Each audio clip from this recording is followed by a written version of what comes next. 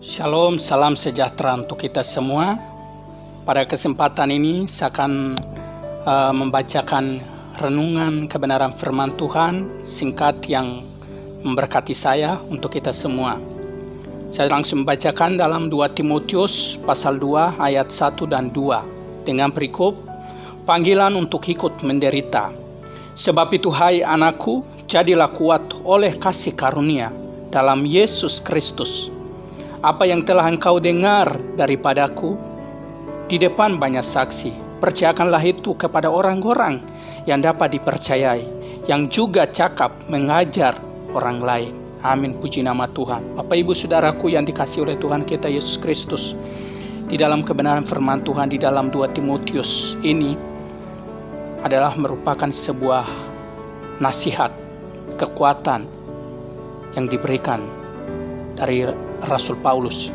Rasul Paulus menuliskan surat ini kepada Timotius pada waktu dia berada di tahanan di Roma. Dan dia menuliskan surat ini untuk memberikan sebuah kekuatan nasihat kepada anak rohaninya Timotius yang masih muda, yang melayani juga, melayani jemaat di Efesus. Rasul Paulus menuliskan surat ini sekitar tahun 64 atau 65 Masehi. Dan dia menuliskan surat ini kepada Timotius untuk Timotius menjadi seorang pelayan yang muda, harus kuat di dalam kebenaran Injil, di dalam pemberitaan firman Tuhan, berpegang kepada kebenaran firman Tuhan dalam keadaan apapun untuk menghadapi jemaat yang ada di Efesus. Mengapa Rasul Paulus menuliskan surat ini? Untuk memberikan kekuatan kepada anak rohaninya supaya dia menjadi orang yang kuat dalam pemberitaan firman Tuhan. Karena pada waktu itu jemaat yang ada di Efesus mereka mengalami persoalan, tantangan, masalah, terutama masalah tentang ajaran-ajaran sesat. Ajaran-ajaran sesat yang menggoncang iman, kepercayaan orang-orang yang ada di Efesus. Iman mereka menjadi lemah. Kepercayaan mereka digoncang oleh ajaran-ajaran sesat itu. Mereka menjadi lemah dan mereka berada dalam bahaya. Nah, karena ajaran-ajaran sesat itu, sehingga Rasul Paulus menguatkan anak rohani untuk tetap menjadi pemberita yang kuat di dalam pemberitaan kebenaran Injil. Untuk menguatkan jemaat yang ada di Efesus. Nah, dan dia juga mengajarkan orang-orang di sana dengan cara dia memuridkan orang-orang yang ada di sana yang juga dipercayai, yang dapat dipercaya untuk bisa menyampaikan kabar baik atau berita Injil untuk bisa menguatkan jemaat yang ada di Efesus. Bapak Ibu, di dalam cerita ini saya mengambil topik yang menjadi renungan bagi kita adalah jadilah kuat.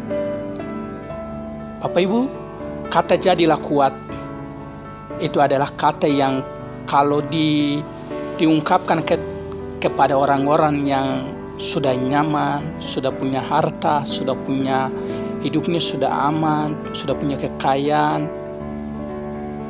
dia akan bisa menjadi orang yang bisa mengatakan, ya, saya akan menjadi kuat.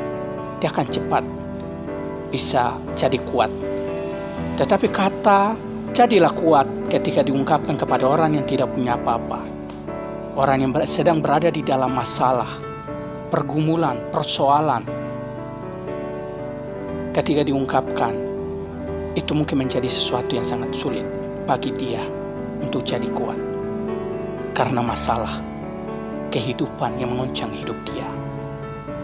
Demikian juga Bapak Ibu Saudara, kita melihat kehidupan kita sekarang di zaman ini dengan adanya virus corona mengoncang kita sebagai orang-orang percaya, mengoncang iman percaya kita, kesetiaan kita kepada Tuhan. Mungkin kebanyakan dari kita, mungkin kita berada di dalam keadaan iman kita yang goyang. Mungkin kita menjadi orang yang takut. Mungkin kita menjadi orang yang pesimis, orang yang mengeluh karena adanya wabah virus corona ini. iman kita, kepercayaan kita digoncang oleh masalah, oleh virus ini.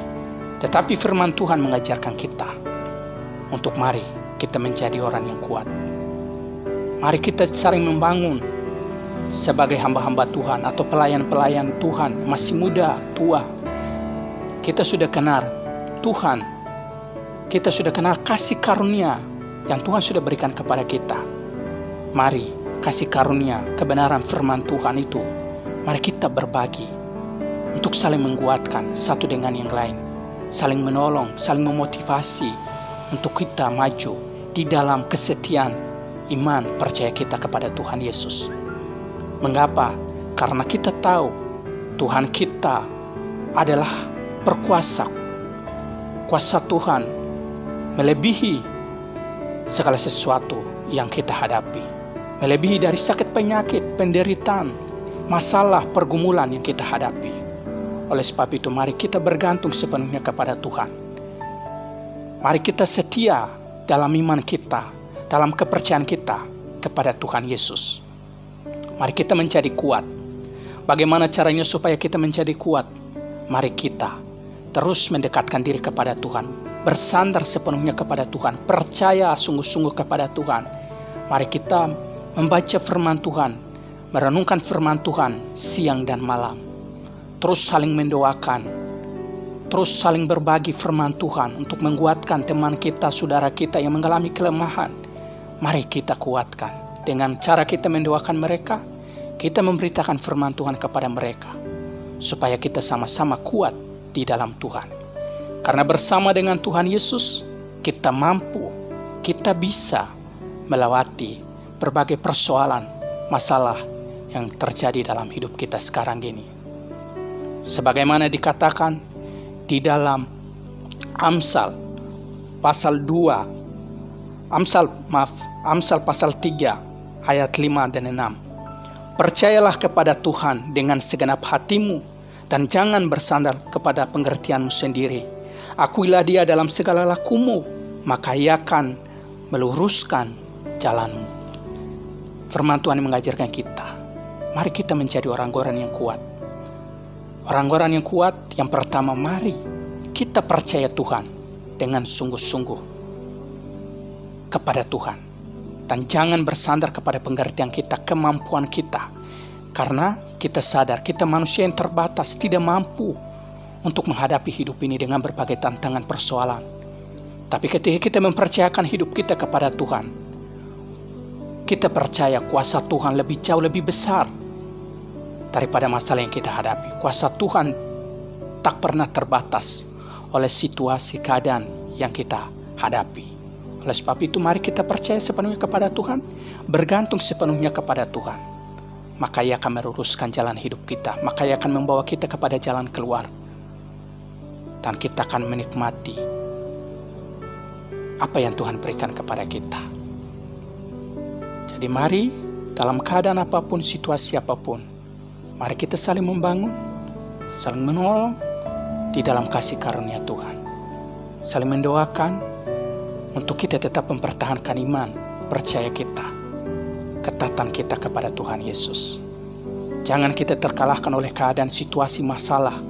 Kita menjadi orang yang cepat pesimis, orang yang putus asa di dalam Tuhan terhadap iman percaya kita. Tapi dengan adanya masalah, cobaan justru membuat iman percaya kita menjadi naik level.